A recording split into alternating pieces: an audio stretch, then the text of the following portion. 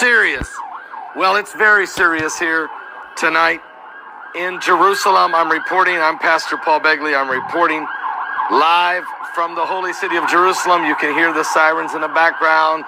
You can hear the situation developing. A very critical situation has developed.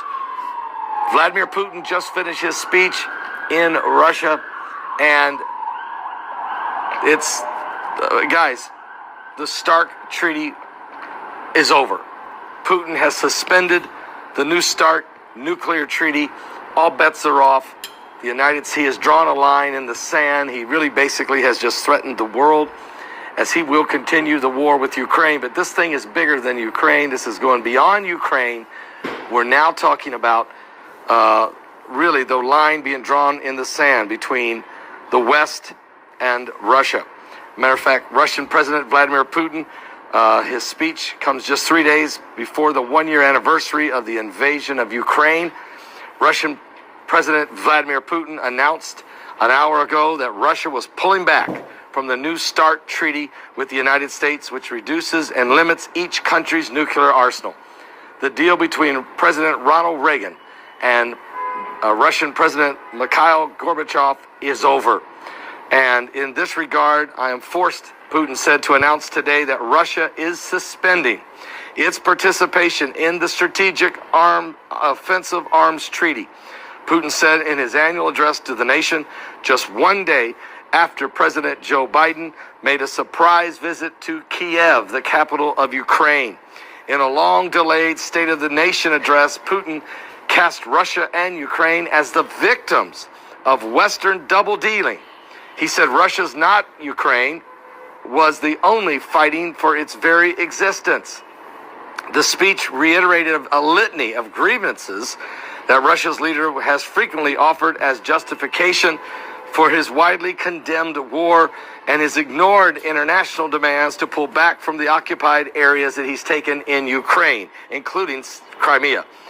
This New START treaty, first signed in April of 2010, which was a renewed deal under President Barack Obama, but then which said U.S. and Russia would have more than 1,500 nuclear warheads deployed at any time, no more than 1,500.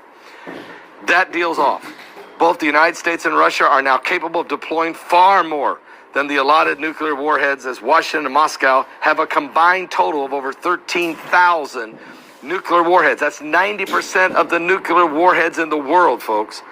So we don't need this situation developing. We don't need to have the United States and Russia, or Russia and the West, at odds. And by the way, it's not just Russia. When you say Russia, you have to say Iran, North Korea, and China, because that is really the evil empire, if you want to put it that way. That is the coalition that's been built in the world against the United States and its NATO allies. So following this nuclear arms race that largely came to an end at the fall of the former Soviet Union back in 1991, UN has pushed for nuclear disarmament and global warheads inventories to drop since the peak in 1985 that were at 1,70,000 warheads around the world. Putin's speech comes 3 days before the one-year anniversary of his invasion of Ukraine.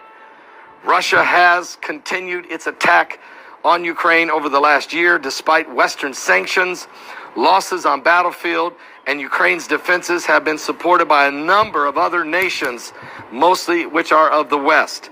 Ukraine officials have said they expect Russia to ramp up its offensives in Moscow's acknowledgement of the one-year anniversary of the war.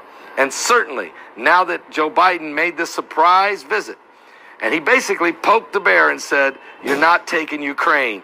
United States is in it till the end." And that was just a couple days after that Vice President Kamala Harris said that Putin and Russian officials were guilty of war crimes against humanity, and that justice must be dealt to them. These are very harsh words coming from the Vice President of the United States. And then there was a very strong action by the President of the United States, Joe Biden, visiting Kiev, and Ukrainian President Vladimir Zelensky. But now, Putin has drawn a new line in the sand. He has created a new playing field for the war.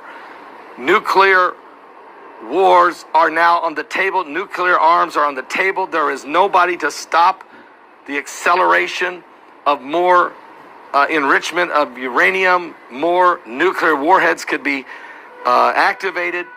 And the threat of World War III is imminent. And I, of course, study Bible prophecy. You can say Gog and Magog if you want to, because you got the Iranians threatening Israel right here, this holy city that's behind me right now.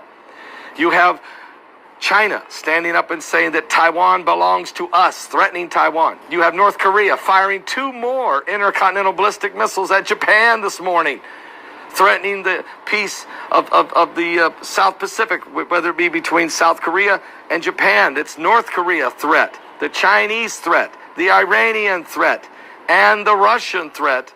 We are now facing potentially 4 fronts of a global war, a potential World War III, or in the Bible says in Revelation chapter 9, the 6th trumpet war. Certainly Ezekiel 38 could also come into play. Russia invasion of Israel, which is Ezekiel 38. All of these things are now in play. I mean, literally, guys, what the Bible says is going to happen, and the nations that are going to participate in it are on the field.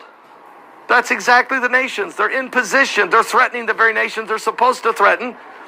They have the technology. They have the armaments. They have the anger. They have the motivations. They're pointing guns at one another.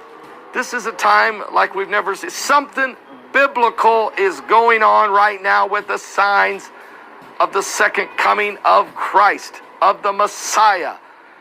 And people need to give their lives to Christ. They need to give their lives to Yeshua.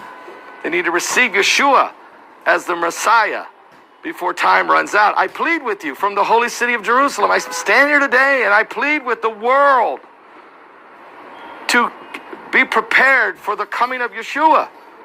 You know, the Mount of Olives is just... Let me look around here. Just give me 1 second to get myself oriented here. Oh, yeah. Right over my shoulder, right over my right shoulder. You can see the Dome of the Rock.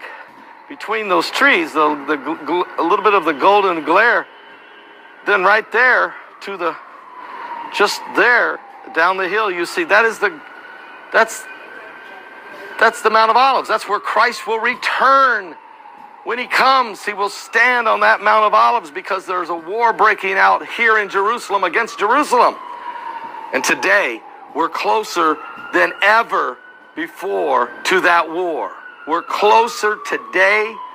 We've gotten closer to that war within the last hour than we have in the history of the world. The signs of his coming are everywhere. The war is coming. Can't stop it. I don't want it. Please, don't wait too late. We're running out of time. I'm Pastor Paul Begley, pleading with the world from Jerusalem. Please, come to Yeshua.